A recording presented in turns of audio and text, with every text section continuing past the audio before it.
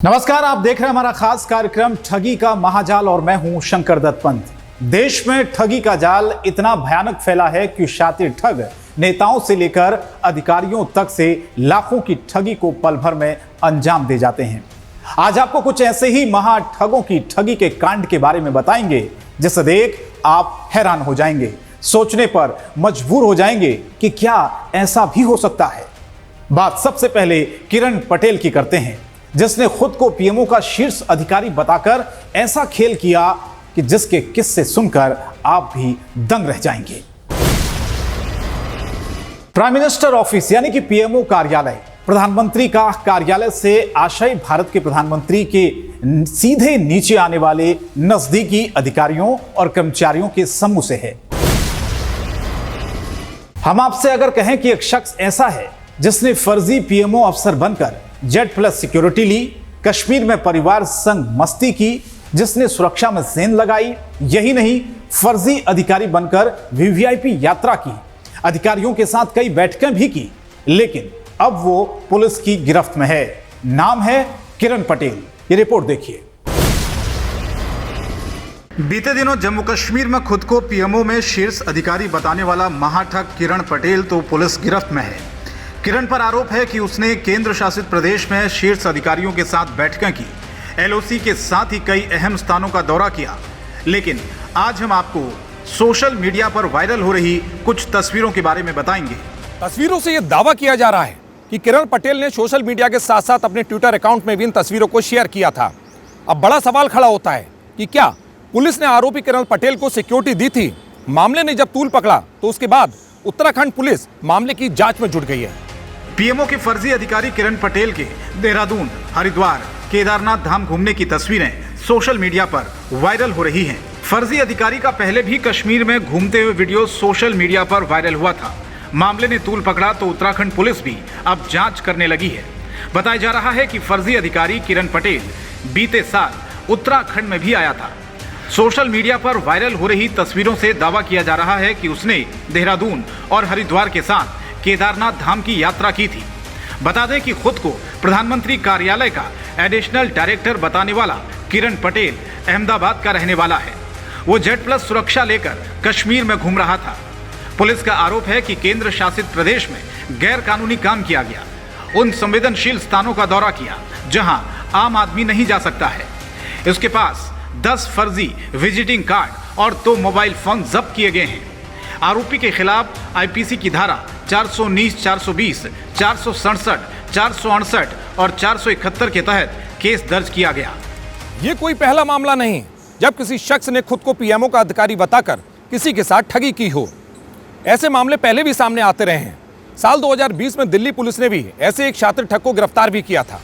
Police ने जिस ठग को गिरफ्तार किया उसका नाम मुदित था। उसने अपनी प्रोफाइल पर लिखा था कि वो कई फैक्ट्रियों का मालिक है, साथ ही महंगी और लग्जरी कार किराए पर दे रखी है। वो बेहद चालाकी से उन तलाकशुदा कामकाजी महिलाओं को टारगेट करता था जो कम से कम 1 लाख रुपए महीना कमाती थी। यही नहीं, उसने मैट्रिमोनियल वेबसाइट पर भी अपना एक फेक प्रोफाइल बना रखा था और आरोपी खुद को प्रधानमंत्री कार्यालय और गृह मंत्रालय कार्यालय में मुख्य सुरक्षा अधिकारी बताता था। कहते हैं झूठ भी अगर पूरे कॉन्फिडेंस के साथ बोला जाए तो उसे एक पल के लिए लोग सच मान लेते हैं, और वही काम किरण पटेल ने किया। उसे मालूम नहीं था कि पाप का घड़ा जब भर जाता है तो वो एक दिन जरूर फूटता है। वही खेल किरण पटेल के साथ हो गया। तो देखा आपने कैसे पीएमओ का शीर्ष अधिकारी बनकर इसने कई कारस्तानी की। इससे भी एक कदम आगे बढ़े इन ठगों की कहानी आपको बताएं तो आप यकीन नहीं कर पाएंगे। इन्होंने देश की वित्त मंत्री के नाम पर कैसे ठगी को अंजाम दिया, इस रिपोर्ट के जरिए आपको दिखाते हैं। देश में फर्जी अधिकारी बनकर लोगों के साथ ठगी करने वाला गिरोह कितना सक्रिय है, इस बात का अंदाजा आप इसी बात से लगा सकते हैं कि देश की वित्त मंत्री निर्मला सीतारमण के नाम पर कैसे ठगी को अंजाम देने की कोशिश की गई थी।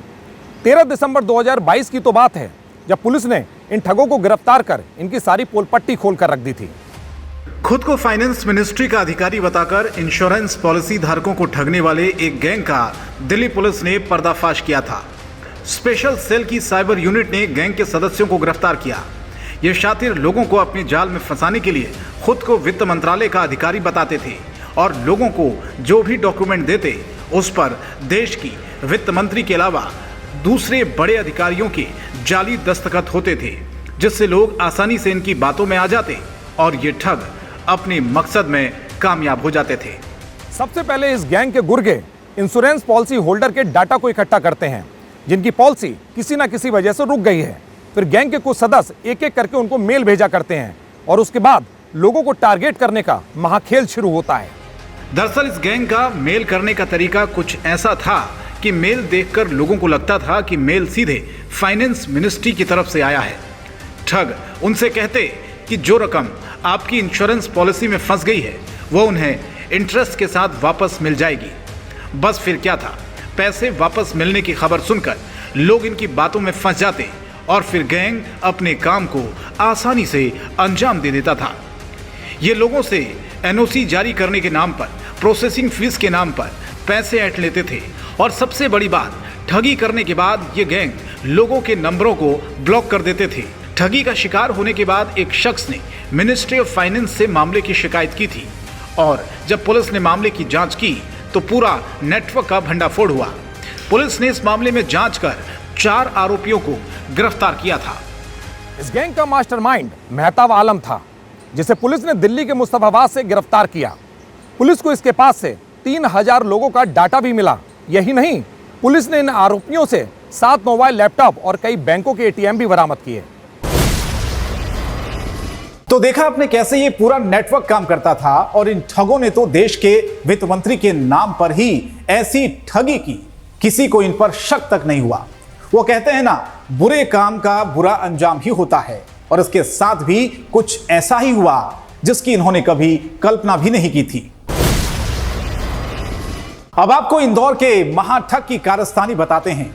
जब क्राइम ब्रांच ने उसे पकड़ा तो पता चला कि वो खुद को डिप्टी कलेक्टर बताकर नायब तहसीलदार और क्लर्क की सरकारी नौकरी दिलाने के नाम पर ठगी को अंजाम देता था। जरा आप भी देखिए इंदौर के इस फर्जी डिप्टी कलेक्टर को। दरअसल क्राइम ब्रांच को ठगी की शिकायत मिली थी। शिकायत के आधार पर क्राइम ब्रांच ने कार्रवाई की और होशंगाबाद से आरोपी को गिरफ्तार कर लिया। यह शख्स लोगों से सरकारी नौकरी दिलाने के नाम पर मोटी रकम ऐंठता था। दरअसल आरोपी ने इंदौर में एक शख्स से 5 लाख की ठगी की थी, जिसके बाद क्राइम ब्रांच एक्शन में आई और आखिरकार इस ठग को गिरफ्तार कर लिया गया। शिकायतकर्ता ने बताया कि इस शख्स ने खुद को डिप्टी कलेक्टर बताया और कहा कि मैं सरकारी नौकरी दिला दूंगा। यही नहीं, शिकायतकर्ता की मौसी को क्लर्क और उनके बेटे को नायब तहसीलदार बनाने का झूठा आश्वासन दिया गया। साथ ही शिकायतकर्ता हिमांशु जैन को भी इंदौर के स्कीम 54 में प्लॉट दिलाने के नाम पर करीब 5 लाख रुपए की ठगी की गई। हिमांशु ने पुलिस को बताया कि आरोपी मुकेश ने नकली नियुक्ति पत्र और नकली ट्रेनिंग प्रोग्राम के लेटर दिखाकर इस ठगी को अंजाम दिया।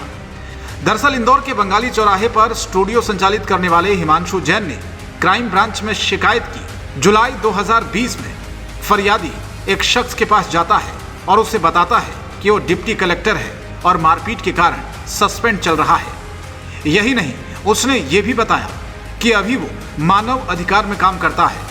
उसने बताया अगर किसी को भी नौकरी की जरूरत हो तो उसे बताएं। फरियादी फर्जी डिप्टी कलेक्टर के झांसे में आ गया और नौकरी लगाने के नाम पर पहले तो फरियादी ने फर्जी एसडीएम को 2,50,000 रुपए दिए। साथ ही जमीन के मामले में भी फरियादी से लाखों रुपए ऐंठ लिए गए। ठगी का शिकार हुए शख्स की लंबे समय बाद न नौकरी लगी और न ही उसे कोई जमीन मिली। परेशान होकर उसने मामले की शिकायत इंदौर क्राइम ब्रांच में की। शिकायत के बाद क्राइम ब्रांच एक्शन में आई और इस महाठग को गिरफ्तार कर लिया गया। देश में न जाने कितने लोग इन ठगों के शिकार हो जाते हैं। भोले भाले लोगों को नौकरी का झांसा देकर उनसे लाखों की ठगी करते हैं, लेकिन कहते हैं ठग चाहे कितना भी शातिर क्यों न हो, कानून के शिकंजे से कभी नहीं बच सकता। फिलहाल हमारी खास पेशकश में आज के लिए इतना ही। जेबीटी लाइव पर खबरें जारी रहेंगी। नमस्कार।